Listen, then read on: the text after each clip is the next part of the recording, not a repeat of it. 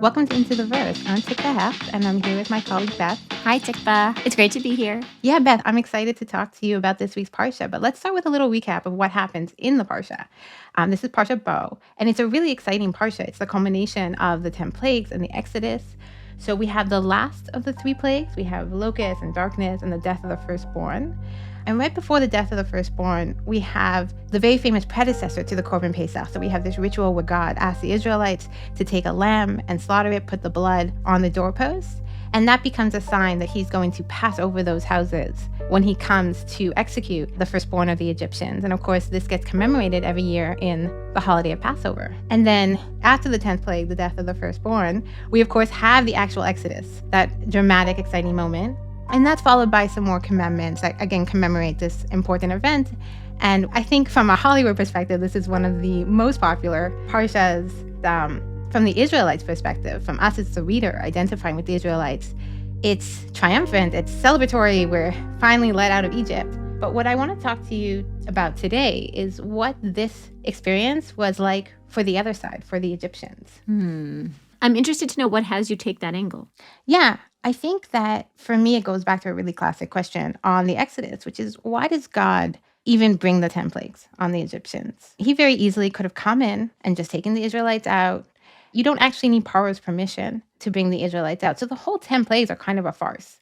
And that I always found very curious. In other words, God could have just, as Rabbi Foreman said, could have just carried Bnei Israel out on magic carpets. If the only goal was to free them, you could free them without all this stuff. Mm-hmm. I've always had trouble with the classic answer to that, which is, well, this is a learning opportunity in a sense. That the 10 plagues are here to kind of teach the Egyptians a lesson. And it seems, if you look at the text, that it's not just about a moral lesson. It's not just, you were wrong to enslave this people. But God actually seems to really want them to see his hand in this. He wants them to recognize him. And if you look through the conversations that Moshe has with Pharaoh, Moshe says a few times in his speeches back to Pharaoh saying, now you're going to know. Right? For example, after the frogs, one of the things Moshe says is, "Leman tideh ki ein k'Hashem Elokeinu." So you'll know that there's, no other being like God. So it seems like the Egyptians are not just supposed to be punished for what they did wrong. God could have punished them in a lot of different scenarios. And it's not just that they're supposed to learn this lesson about what they did wrong, right? I mean, the first step is punishment. Second step is recognition of why you're being punished. They did this horrific act, and now they're recognizing the injustice of that. It seems like they're supposed to learn something else as well, which is some knowledge about God, that they're supposed to walk out of this situation saying, I know there is a God, and it is not just a God like they already had in their mythology, but it is the all-powerful God of the universe, the creator of the world. Yeah. So you offered 2 answers to that, which is, well, number one, it's not enough to just free them. I also have an interest in punishing the perpetrators. People who do wrong deserve some kind of, accounting for that. And then even above and beyond that. And if the Egyptians were punished, and if they even came to a place where they were like, you know what, we're sorry, we realized what we did in enslaving people was really bad and we shouldn't have done it, and we're never going to do it again, and we're going to try to live our lives in accordance with justice, even that wouldn't have been enough because there was another goal. And the goal was, no, these people aren't recognizing the master of the universe. And that's important to God. So God is finding a means to achieve all 3 of those goals at once in 10 fell swoops. And yet you're saying even that more nuanced answer doesn't satisfy you for some reason. Yeah. And Tikva, I have to tell you, I'm on the edge of my seat because it's an answer that I've heard. It's an answer that I've given. It's an answer that I think I'm satisfied with. So now I'm like, what is she going to say to sort of open up the hole to make me unsatisfied? Yeah, that's my mood right now. Yeah, so to me, the hole in this answer, which I think is rich and nuanced and in line with the text, I don't think we can say something radically different, but it leaves me wondering what God do the Egyptians end up knowing? What the Egyptians ended up knowing? Yeah, if God is so focused on their recognition of him as this all-powerful being, not just another God among all the other gods, what is their impression of God? Because the Israelites are seeing the hand of justice, right? They're seeing this fierce, vengeful, strong, powerful God of justice, the God we might refer to as Elohim. But they're also seeing Yud-Keh Vav-Keh, the merciful, loving side of God. God is coming and saving them from slavery. But the Egyptians... The Egyptians are not seeing the merciful side of God at all. No, not at all. And And that troubles you, because what does it mean to know God if you're only knowing part of God? Yeah. And is that true knowledge of God? I mean, I think there's like the existential question, which you're kind of seem to be musing on, which what does it mean to know God? And as a person, what type of relationship with God do I have if this is the God that I'm familiar with? But it also seems very, very strange that God is putting so much emphasis on this. And then it's almost like saying, I want them to know me, but I want them to know only half of me. I want them to know this facade of God. I mean, this is a divine being. You can imagine this going very differently if God's goal was for them to know him in the fullest sense. That's a really thought-provoking question. Okay. I see the whole. I'm invested now in this question. So take me through your journey. Yeah. Because now that you made the whole, we got to fill it. All right, so that's what we'll try to do. And I want to say the Exodus is an epic story, of course, and we're not going to be able to cover all of it. There's more to this, but I want to show you a small piece of it, something that I noticed in this week's Parsha that did help me see this in a different light. Okay, so let's jump in, and I want to take you to Exodus chapter 12, verse 30. And this is right after the death of the firstborn. The Egyptians, they've woken up in the middle of the night to find that the firstborn in every household has died. And I'm going to be looking at Paro as a representative of the Egyptians. I think that he does play that role. And right, Kala Moshe Aaron, Lila, Paro calls to Moshe and Aaron in the night, V'yomer, and he says to them, Kumusa umetochami, get up and go from among my people, Gamatam, Gam b'nei Yisrael, Uhu, Ivdu et Hashem kedebachem. You and b'nei Yisrael, like all of you, get out of here, go and serve God as you said. Gam sochem, gam bekarchem, kachu kasher dibartem. Take your flocks and your herds, and as you said, v'lechu, and go, ubarachtem gamoti, and bless me also. And the words that jumped out at me are those words at the end. Ubarachtem gamoti. Beth, do you want to say what your reaction to those words are? Yeah, I had two reactions. The first reaction is, that's strange, right? The second reaction is, that reminds me of something I've heard before. Yeah, this language jumped out at me. I think there's something, like you said, it's weird. There's something strange about Paro suddenly asking for a blessing at this moment. And I think there's something poignant about it too. You can almost see him in this very humble position saying, wait, no, me too, right? Like, bless me also. It has a lot of pathos to it. And I think the implication here is that the people are going to go, they're going to go into the desert. God is going to bless them. And it's God's blessing that Paro is asking for. It's sometimes this is translated as bring a blessing upon me also. So it's not, I don't think he's asking Moshe for a blessing, but he's asking Moshe to make sure that he is also blessed. The also referring to the Israelites. Right. And what's also strange about this language is it doesn't appear in the other conversations between Paro and Moshe. So after a couple of the plagues, you do have these exchanges between Moshe, Aaron, and Paro, where Paro says, I'm going to give in, I'm going to go. But he does ask Moshe to pray for him. And the language used there is always ha'atiru, which is, it means to pray for me, but it has this connotation of like supplication, pleading. It's a very desperate kind of word. This is the only time he asks for a blessing. And if ha'atiru is this language of pleading and a desperate prayer, that's not what I associate with a blessing. I think of... Yeah, no, neither do I. The paradigm that comes to mind from you when I think of a blessing, again, not in the context of like my daily Jewish life, I say a blessing on water before I drink it, but in the context of the stories in the Torah up until now, what comes to mind is a father promising to a son that good things are going to come to him. And there's also a sense of like the passing on of the mantle also. Yeah. I have the same association, and I think that these words specifically conjure that up in us because they remind us of a story like that. Yes, I think I was subconsciously being reminded of an earlier story in the Torah, specifically of Parshas Toldos, of the story of Yaakov and Esau, where Esau says something very much like this to his father. You know, Yaakov has come in and has taken the blessing that was intended for Esau. And Esau says, you know, Father, don't you have any blessings left for me? Bless me too. Or in the language of my almost 2-year-old, she would say, I blessing. So let's go look. That's actually where I wanted to go because these words remind me very much of that as well. And let's go into Genesis 27 in verse 34. Barcheni gamani avi. Yeah. He says to his father, Father, bless me too. Bless me too. Yeah, this language is not very common. Now, of course, it's not exactly the same language in the two places. One is Baracheni Gamani, one is Barachtem Gamoti. But one human being asking another human being for a blessing is actually very rare in Chumash. And this particular way of phrasing it, the Gam, the bless me in addition to this other person, I think these are the only two places that this shows up. Yeah, so I think that alone is intriguing. But there's more. It is. My mind is racing a bit in a good way. I don't want to get ahead of you, but I'm just thinking about how thematically these stories line up with one another. And there's a lot of resonances there as well. I mean, who's playing which role in each story?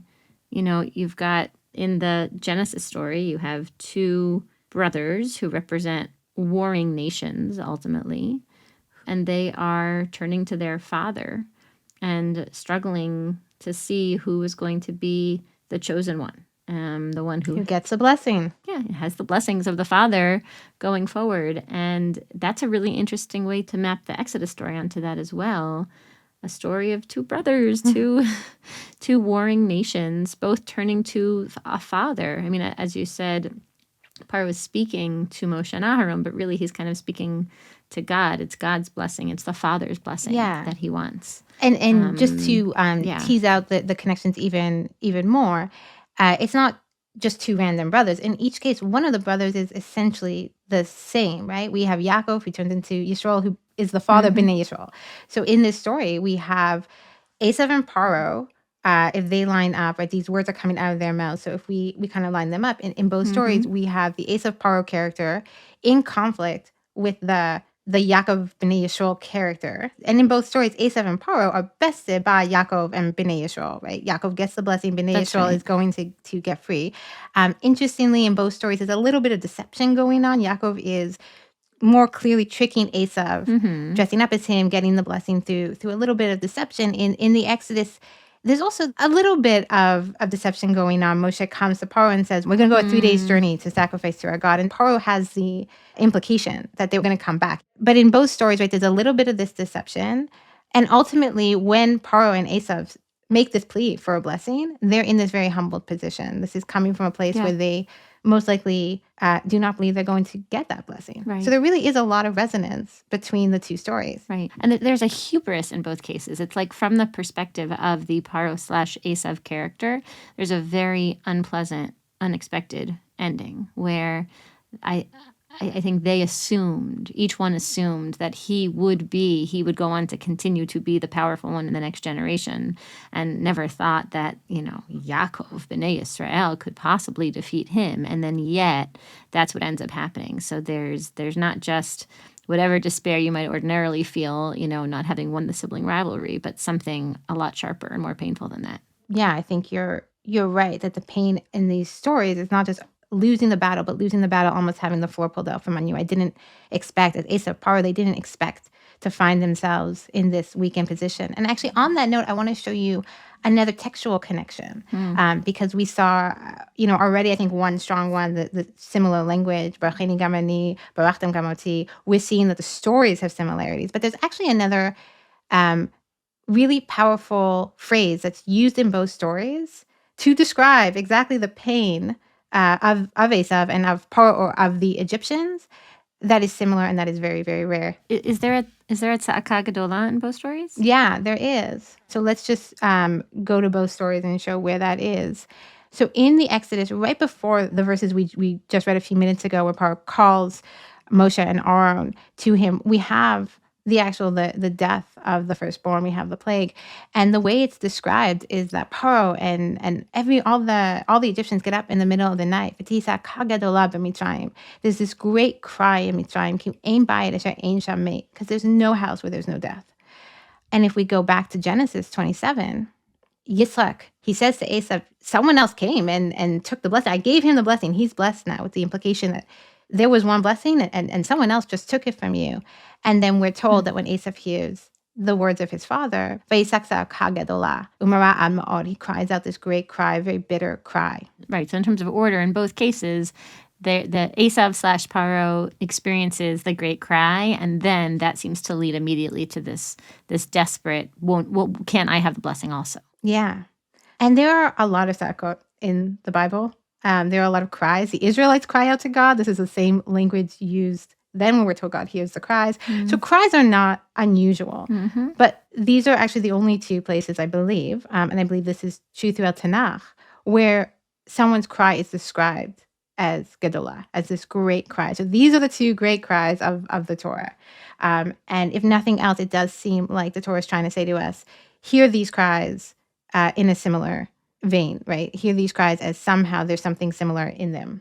Yeah. Yeah, Tikva, it's interesting. Like, there's something about that doesn't quite add up for me, though. It just seems that in the thing that makes Esau cry a great cry isn't exactly the same as the thing that makes Pharaoh and all the Egyptians cry a great cry, right? Like with Esau, he's crying a great cry because he's learned that the blessing from Father went to Yaakov. I mean, that's not straightforwardly what's happening in Pharaoh's case. What's happening in Pharaoh's case is that he sees that his firstborn son is dead. Yeah. And that's why he and all his countrymen are crying. Yeah, it doesn't really line up. That was my reaction also when I saw these. I thought, there's something here, there's something powerful here, there's something intriguing here, but it's not lining up. And you're zooming in on this detail and you're noticing they're not really reacting to the same thing. But I think if we zoom out a little bit and think about that, they're not reacting to the same thing because the stories, Paro doesn't really seem to be playing an Esau role in the story at large, right? Like Esau is a son responding to losing the blessing of his father. The entire premise of the conflict between Esau and Yaakov is this family drama between two sons who really seem to want something from their father, whether it's love and care or whether it's just, the inheritance and the blessing and however you want to read that more generously or less generously. They are two sons fighting over who will be father's favorite. If we go into the Exodus, that's not the way we think of the story. Paro starts off the story saying, I don't know God. I don't recognize God. This is not a story of two brothers fighting for God's love. If anything, Paro seems to see himself as a rival with God. He With God, right. Not a rival with B'nai Israel. Yeah. Yeah, in fact, the more I think about it, it's not just that they are each crying in reaction to something which is different. Like they're almost exact inverses because Paro is crying vis-a-vis his role as a father. He's crying over his son. And Esau is crying vis-a-vis his role as a son. He's crying about something that transpired with his father, which is both puzzling, but also in my experience doesn't feel like a coincidence.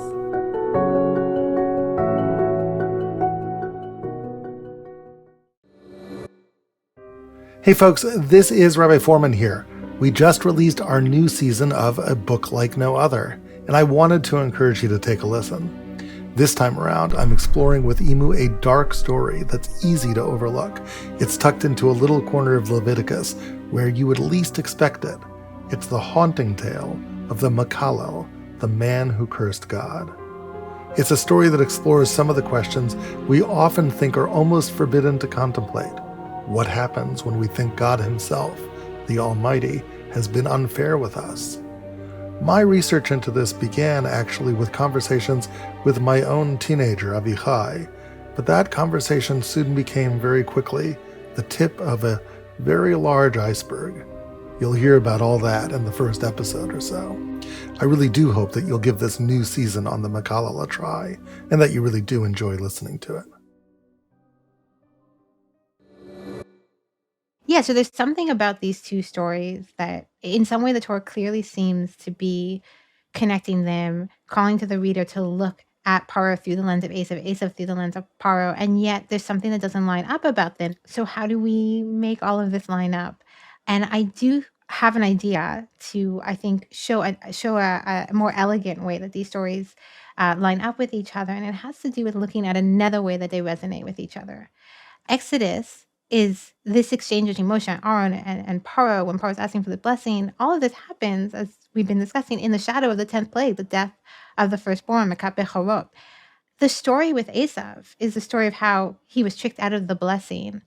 But it also seems to be a story where he too is struggling with a loss, not the physical death of a firstborn. He is the Bechor in his family. He doesn't die in this story. But he does seem to be mourning his Bechorah, his status as the firstborn. And so, in a sense, this is also a story of the loss of firstbornness. And just to show you this, I want to go back into 27. If you look at verse 36, this is after Isaac and Esau have sort of put the pieces together, and Yitzhak says, oh, I know what happened. Your brother came, and he took the blessing. And suddenly, Esau has this very angry outburst against his brother. He said, Hachi kara shemo Yaakov. Oh, now I get it. This is why he's called Yaakov. Yaakveni zeh pa'amim. He Yaakov me, which is he supplanted me, or he was like a heel towards me these 2 times. Bechorati lekach.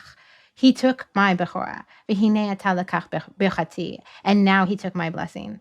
So we see that Esau in this moment is not just angry about the blessing. He's actually really furious about the Bechorah. About the Bechorah, about this other trick that Yaakov seemed to have played on him. And he also lost his status as firstborn, just like the Egyptians. It's not nearly as traumatic. But nonetheless, it is an interesting similarity where the Egyptians actually lose their firstborn. And here he is, Esau, struggling with the loss of his status as firstborn, as the Bechor. Yeah, in the Egypt story, there was this person who was the son of Pharaoh and was a firstborn. And in this story, he ceases to be. And you kind of have the same thing going on with Esau, which is that in this story, well, no, it doesn't make sense to say that because it doesn't line up. So it doesn't line up again. It doesn't. So Beth, tell us. So we have another problem. Wait, I think you're stumbling into another place where we just keep this is like a domino effect. These stories are not lining up. So why doesn't it line up? What's the problem? Okay, so what I wanted to say was, and here in the Genesis narrative, you have this guy whose name is Esau, the firstborn, and he ceases to be in this moment, in this story. He's no longer Esau, the firstborn. He doesn't cease to be because he's been killed with a plague, but he ceases to be because he's no longer the firstborn. But it's not, I can't say that so easily because is that what's happening in this story? I mean, for sure, he fails to receive a blessing, but is it the Bechorah which is taken away from him? Just 2 chapters before this, there's a whole nother little short story which is about the Bechorah specifically, which is about the birthright. And in that story, it seemed that Esau willingly gave it away. So that he sold it for lentil soup. He sold it for red lentil soup, exactly. Yeah. He didn't lose his status as Bechor here in this moment. He lost his status as Bechor a long time ago. So yeah, that's another. So what do we do with that? It's very strange. And just to add to that, I think the problem a little. Not that it has to get deeper, but just a little bit more. If we go back to 25 and look at that story, you might say, well, maybe he sold the Bechorah and he's been walking around with this great regret, and now it's finally coming out that he's so heartbroken that he made that terrible mistake. But we're told through that story, it's very clear that Esau does not care about the Bechorah in this story. When Yaakov suggests, I'll give you the soup if you sell me your Bechorah, then what Esau's response is, I'm going to die. What's the point of this Bechorah for me? What do I care about having this Bechorah? So he seems to very quickly give into the sale and not even value the Bechorah. And if we have any doubt that maybe that's just something he's saying in the moment, the story ends with the narrative telling us, reinforcing this for us. Esau despised the birthright. So not only do we have our problem that we're trying to line up Exodus with Bereshis, and in Exodus and Shemot we have the loss of the firstborn, and now we're seeing here the story where is there a loss of the status of firstborn for Esau, and yet that seems to have happened earlier. Mm-hmm. But let's even put aside that question and just look at Esau's story itself. We seem to have this weird change of heart in Esau, where he despised the birthright, and now all of a sudden he's angry with Yaakov about the birthright. He's not conflating the blessing and the birthright. He's not saying, oh, now I get why Yaakov wanted to stole the birthright from me was so he could get the blessing. That's not what he's saying. He's saying Yaakov tricked me 2 times. He took my blessing and he took my Bechorah. So it feels like Esau is all of a sudden upset. Suddenly he's having the experience we might have expected him to have earlier, which is realizing he made a bad sale, realizing that he lost something of value. So to try to answer that question about Esau's change of heart, I want to look more closely, and I think this will ultimately help us answer our question on Exodus as well. I want to look more closely at these verses and see where the Bechor comes up in them and the role that it plays in this exchange between Esau and Yitzhak.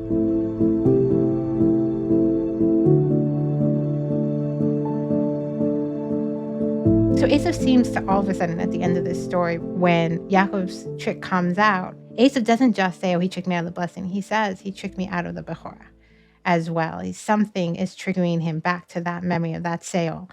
And I think that there's a story here. I think that there's actually a buildup to that moment in these verses. If you go back to when Esau first comes into the room, and he seems very excited to get this blessing from Yitzhak. There's no indication in the story that he doesn't want this blessing. Yitzhak asks him to go out and prepare this meal, and he goes out hunting, and he starts cooking, and he comes into the room, and he's so excited, and he has this really delicious smelling feast for Yitzhak, and he says to his father, Yakum Avi, let my father get up and say Bano and eat from his son's hand, and that your soul will bless me. So he even refers to himself in the third person as Yitzchak's son. It feels almost pompous, though noticeably at this point, he doesn't call himself the Bechor. Right. He's not the firstborn son. That's not what's important. But the next thing that happens is Yitzchak turns to him and he says two words that are probably devastating for any child to hear. Miata. Who are Who you? are you?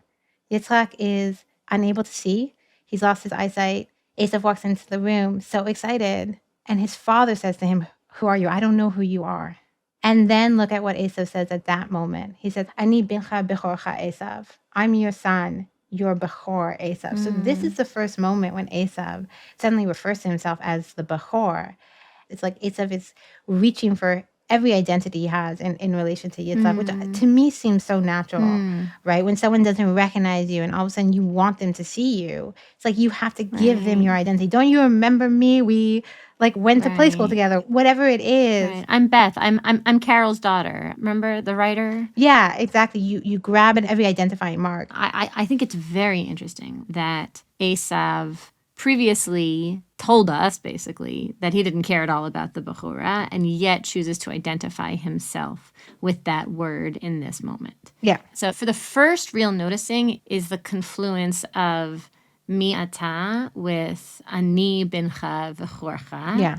And contrasting that with Esau's having despised the birthright previously. I would just contrast that more with the verse above, that when Esau walks into the room and he identifies himself as the son, he doesn't identify himself as the Bechor. And Yaakov actually does. I didn't mention this, but Yaakov immediately identifies himself as, I'm Esau, your Bechor. Esau walks into the room and basically identifies himself as your son. It's only when Yitzhak doesn't recognize him that he says, I'm your Bechor. So Esau, I think at this moment, he's not just saying, I'm the hunter or I'm the hairy one, but he is the Bechor, but he is also grabbing at his identity with his father, who suddenly has also transformed in a sense in front of his eyes. His father was about to give him a blessing. His father was the one who had all the power in the family, who had this great ability to bless his son, and now his father is someone who doesn't even recognize him. And then what happens next is they start putting the pieces together. And Yitzhak says, who was that who came and brought me something to eat? I went through this ritual with someone else. I gave them the blessing. So once again, Yitzhak has gone from the person who has the power to bless to someone who himself has been tricked. And imagine for Esau how feeble and powerless Yitzhak must seem in that moment. And this is when Esau cries out, that's Za'aka Gadola, that great cry, and he's begging for this blessing. And to me, when I read these verses, it feels like Esau almost saying to his father, you have to make everything better. You're my father. You're the one who had the power to bless. You're the one who's supposed to be able to fix things. Why can't you fix this? And then they continue to put the pieces together. And then Yitzhak gets this bright idea, oh, it was your brother. And that's when Esau screams out against Yaakov. Okay, so the next big noticing for you is you're looking at verse 34, and you're looking at Esau's grief at his cry. And his cry, it's more than just the cry of someone who is feeling lost without an identity has been taken away from him. That is there. But you're noticing that he's turning to his father and pleading with him. And somehow that leads you to say that he's facing and grappling with the fact that his father is not going to be able to save him. That the father figure who you always thought was going to be there and was going to be strong is not always going to be there or strong. Yeah, and look at 33. I mean, if you go into 33, this is what Yitzhak essentially says to him. Yitzhak himself has this strong reaction. He does this great trembling, and he says, who was it who came in and they brought me this hunt? And as their conversation continues, Yitzhak says to Esau, I don't have another blessing. I gave him the blessing. He has power over you. And ultimately, Yitzhak does give Esau kind of a consolation prize. But the tension in this conversation is that Yitzhak is saying to Esau, no, I had one really good blessing to give and I gave it away and I can't take it back. I don't have that power to say, oh, Yaakov tricked me, so I get my blessing back. He doesn't seem to have that power. And so I think Esau is in this moment wrestling with that, right? He keeps asking his father for a blessing and his father keeps saying to him, I can't do that for you. And now he's regretting the loss of the Bechorah. And to me, I'm curious what you think of this, but to me, seeing this in light of Esau finding his father doesn't know him, finding his father doesn't have the power that Esau thought his father had to give him a blessing or to repair the damage done. To me, it feels like Esau's own identity is getting shattered a little. He's finding himself on shaky ground. And that's when he's reaffirming his place in the family, not through what his father can give him, but through his objective status. I am the Bechor. Now he's realizing, oh, I sold something that mattered because my father, the patriarch, is going to come to a point where he's weak. He's not able to play that role. Someone else is going to have to step into that role, and I want it to be me. And it's like his way of finding his footing again and finding his footing almost in a sense of supplanting his father, becoming the new patriarch, becoming the new father when he can't find that in Yitzhak himself. And I think that's what we see happen as the story goes on. Esau vows he's going to wait. He's respectful enough to wait for Yitzhak to die, but then he vows he will kill Yaakov. And he's essentially taking matters into his own hands and, in a sense, disrespecting his father. This is obviously not what his father would want. And also, in a sense, disrespecting the blessing. He seems to think, you know what, my father's blessing is not going to determine the future of this family. I'm going to determine the future of this family. I will go and kill my brother, and I will take my rightful place, kind of owning the legacy of this family. And of course, it's not ultimately what he does. That's a different story.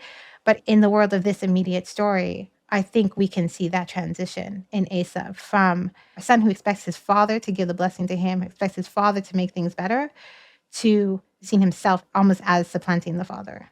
I think just on an ideas level, I just want to make sure that I'm seeing what you're seeing. Because when I read verse 34, my first instinct isn't to see what you're seeing in it. My first instinct is not that he is grieving the loss of the strong and capable father.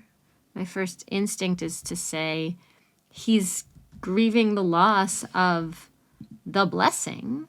He's really, really, really bummed to have not gotten the blessing that he wanted to get. And so where are you going to take that grievance to? Yeah. I think if you're looking at that verse in isolation, you can read it that way. And I think on some level that's what's happening.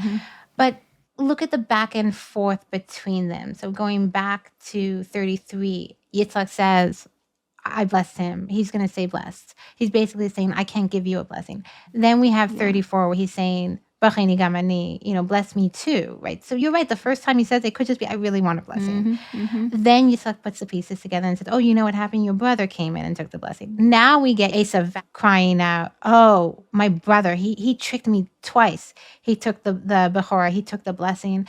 But the conversation doesn't end there. To me, this is a pivotal moment of all of these pieces affecting Esau. But I think to see that effect more, if you continue going in the conversation, Esau says again to his father, hello, asalta libracha. Didn't you keep a blessing for me? And Yitzhak says to him again, I can't do that. I gave him power over you. I gave him everything. And then he says, Ma'aseh, what can I do for you, my son? It's so heartbreaking. Like, he's so powerless. And again, he seems to not believe. He says, don't you have one blessing? And we have these words again, B'cheni gam ani, bless me too. So I think you're right, in isolation, you can look at it that way. But if you look at the conversation as a whole, the dynamic is this continuous back and forth of Esau saying, don't you have a blessing? And Yitzhak saying, no, I really don't. And Esau saying, don't you have a blessing? Don't you have a blessing? Didn't you keep one blessing? My father, avi, avi, avi. Like that language is what's jumping out at me. I think if you look at it, the conversation as a whole, then you can start to see this dynamic and you can start to see Esau struggling, not just with losing the blessing, but with losing confidence in his father. And as he's losing confidence in his father, his anger is being expressed in, Yaakov tricked me out of the Bechorah. You know what? I'm just going to be the Bechor. I'm going to step into these shoes and I'm going to become the head of this family myself. And so I think there's actually a transition for Esau, a kind of a very dark coming of age in this story. I'm really glad you took me through the verses. The storytelling was wonderful. You're really bringing out for me the ways in which Esau at this moment is grieving the loss of a father, the father who he always thought was going to be the strong one, and he could always count on that. And it turns out that's not going to be forever. Yeah. And I see that. I just want to say, though, I am reading a lot of emotion into the story. I'm reading this story in a certain light. Maybe you don't buy any of that, right? Maybe you're like, no, no, no. This is not at all what's happening psychologically in the story. Just textually, what I think is clear and what you can say is there is a progression where as Esau realizes he's lost the blessing or he's losing the blessing, he comes to care about the Bechor. So even you're not with me on why or what's going on for him emotionally, right? I think that's there in the text. And to go back to Exodus, I think, interestingly, we have the opposite transition. And that's where I think the connection between them can start to click. Because we were struggling before with the fact that these stories just seem to be about different conflicts. But if we look at the Esau story not as a single static conflict, but as a progression of Esau being the son, so excited to get his father's blessing, coming to lose that blessing, and then coming to value the Bechorah, then I think it actually maps on really well to the Exodus story, but in the opposite direction. You're saying somehow Paro started out caring a lot about the Bechorah, but by the end of the story doesn't. Well, Paro starts off, like we said earlier, Paro starts off sort of in that father role. Like if you had to say, put a label on what it is Paro cares about, you could say the Bechorah. And we have God saying, right, I'm going to kill your Bechor if you don't let my Bechor go. Like it does seem that God is saying, I'm going to hit Paro where it hurts. This is what Paro cares about. And Paro sees himself as a patriarch. He sees himself as the head of a nation. As a father. Interesting. But the change is that Paro is going to come to see himself primarily not as a father, but as a son. Yeah, that I think that these stories are trying to point us to a transition, just as Esau has a transition from son to father. Paro seems to have a transition from where he is in this father position to suddenly speaking words of a son. Suddenly Esau's words are coming out of his mouth, and he's asking for a blessing, which does really feel like the like we said before, it does feel like the words of a child. And even when Paro during the 10 plagues, when Paro would say, okay, fine, they can go, pray for me, Hatiru, he says chatati. Those aren't child words. Those are adversary words. This is, the enemy general putting down his sword. At this moment with Moshe and Aaron after the 10th plague, it's child words coming out of his mouth. He seems to now value the idea of God giving him a blessing. And I think that he perhaps has recognized himself on some level as son, perhaps son like Esau, son in a state of conflict, but son. Yeah. And whereas Esau is, over the course of the story, coming to see his father as less and less exceptional, it's the opposite with Paro. Paro is coming to see more and more that God, as the father, is not a peer, but is ultimately exceptional, is the only possible source of blessing. Like the bless me father in both stories has it's a different desperation. Esau, in this moment, he realizes that he has his father's favor, but his father's too powerless, too weak to do anything about it. Yeah. And with Paro, it's the opposite, which is that he realizes that his father, God Almighty, is the strongest power in the entire universe. But the obstacle isn't that his father doesn't have the capacity, doesn't have the strength to give him the blessing. The obstacle is that he doesn't have his favor. Yeah. That he's not been living up to his father's expectations. And that's a tragic realization for him. And that's where his desperation is born from. But it's this like deep, raw, self-reflective, I'm not deserving of the blessing from Father. I think that's really well said. And I think that what you're describing is exactly where the Sa'aka Gedolah, in both stories, that Sa'aka Gedolah. And that's almost where the stories overlap, right? Like, one's going in one direction, one's going in the other, but they overlap at that moment. And you're right. Yeah. There's a desperation in both of them, and they're the opposite desperations. I thought you said that so well. For Esau, it's a desperation of his father wants to help him but can't.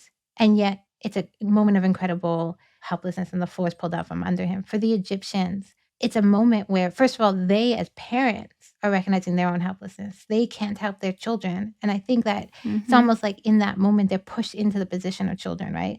They're so helpless as parents. They're calling out to a father-like being, can't you come save us? And the answer they know is, he could, but he isn't going to. And it's heartbreaking. It's so harsh. But at the same time, what it does give them is that experience of knowing that they do want that. And I think that is the transition, the remarkable transition for the Egyptians, where Esau transitions and says, I can't rely on my father. I have to rely on myself now. The Egyptians, in experiencing almost the rejection of God, it's like for the first time they're experiencing the desire for God as father. And so it's not like this perfect moral redemption, but I think on maybe a more primal level, a more existential level, it's a shift, it's a paradigm shift of how are you looking at your own conflict here? Are you denying God entirely, denying that you even want that relationship with God? God is your enemy versus, no, I want God's favor. And that gets back to our question from earlier, this whole question of what does it mean for the Egyptians to know God, right? To me, what I saw in all of this is a very different way of looking at what it means for the Egyptians to end this story saying that they know God. It's not just the God of justice, and it's not the Disney version of the story where they know the loving God and the family is happy and complete and everyone's great and just sitting down to dinner together. Tiny Tim. Right? It is something in between. They do walk out of this story knowing the possibility of that God could be a father. But most importantly, and to me, this was the thing that I'm walking away with from all of this the most, is that normally when we think about knowing God, knowing, what does it mean to know something? It's to know this and this and this fact about them, to know these attributes, right? God is omnipotent, or God is loving, or God is vengeful, whatever it is. And what I'm seeing in the text is that, no, God is sort of setting everything up that way. He's playing their game. But what it is to actually know God is to allow or discover inside of themselves the longing for God and the longing for a relationship with God as Father. And I think in our lives, how we know someone is very defined by how we approach why we want to know them. And you can't just give someone that information. That does seem like something that has to come out of an experience. So, yeah, I would say on top of everything else that we can say about the 10 plagues, the justice, the retribution, the value of the story for the Israelites, I think that this is another element that for me feels very powerful, it, particularly in that sense of thinking about even in my relationship with God. What does it mean to know God? What is the value of longing for God, even in times when you maybe don't feel favored, but maybe there's a connection in the hope or in the request of bless me too.